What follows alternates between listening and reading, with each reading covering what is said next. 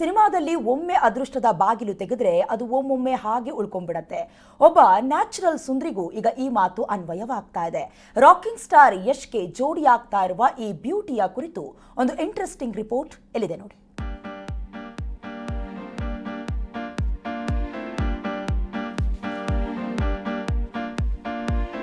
National icon star Yash ಈಗ toxic ಚಿತ್ರದ ತಪಸ್ಸಿನಲ್ಲಿದ್ದಾರೆ. Yash KGF 2 ಆದ್ಮೇಲೆ ಯಾವ ಸಿನಿಮಾಗೂ ಯಾಕೆ ಸೈನ್ ಮಾಡಿಲ್ಲ ಅನ್ನೋದಕ್ಕೆ ಟಾಕ್ಸಿಕ್ ತಕ್ಕ ಉತ್ತರ ಕೊಡುತ್ತಂತೆ. ಕರ್ನಾಟಕ ಮಾತ್ರವಲ್ಲದೆ ಭಾರತ ಮಾತ್ರವಲ್ಲದೆ ಇಡೀ ವಿಶ್ವ ಸಿನಿಮಾ ರಂಗವನ್ನೇ ಬೆರಗುಗೊಳಿಸುವಂತ ಪ್ರಯತ್ನ ಯಶ್ ಮಾಡೇ ಮಾಡ್ತಾರೆ ಅನ್ನೋ ಭರವಸೆ ರಾಖಿ ಬಳಗಕ್ಕಿದೆ. ಇದರ ಮಧ್ಯೆ ಯಶ್ಗೆ ನಾಯಕಿಯಾಗೋದು ಸಪ್ತ ಸಾಗರದಾಚೆ ಬೆಡಗಿ ರುಕ್ಮಿಣಿ ವಸಂತ್ ಅನ್ನೋದು ಬಹುತೇಕ ಫಿಕ್ಸ್ ಆಗಿದೆ.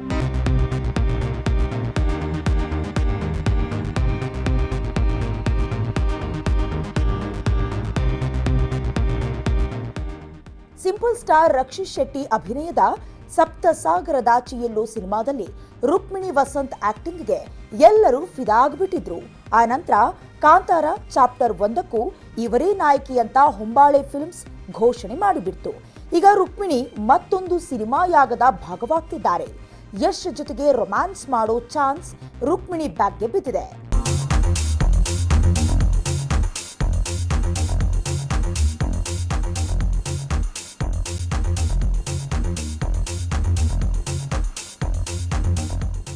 ಟಾಕ್ಸಿಕ್ ಸಿನಿಮಾ ಚಿತ್ರೀಕರಣಕ್ಕಾಗಿಯೇ ರುಕ್ಮಿಣಿ ಮುಂಬೈಗೆ ಹಾರಿದ್ರು ಎಂಬ ಮಾಹಿತಿ ಸಿಕ್ಕಿದೆ.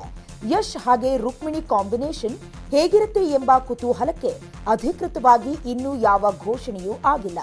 ರುಕ್ಮಿಣಿ ವಸಂತ್ ನಮ್ಮ ಕನ್ನಡದ ಹುಡುಗಿ. ಟಾಕ್ಸಿಕ್ ಚಿತ್ರದಲ್ಲಿ ಮೊದಲು ಬಾಲಿವುಡ್ ನಾಯಕಿಯರೇ ತುಂಬಿ ಹೋಗಿರ್ತಾರೆ ಎಂಬ ಮಾತಿತ್ತು.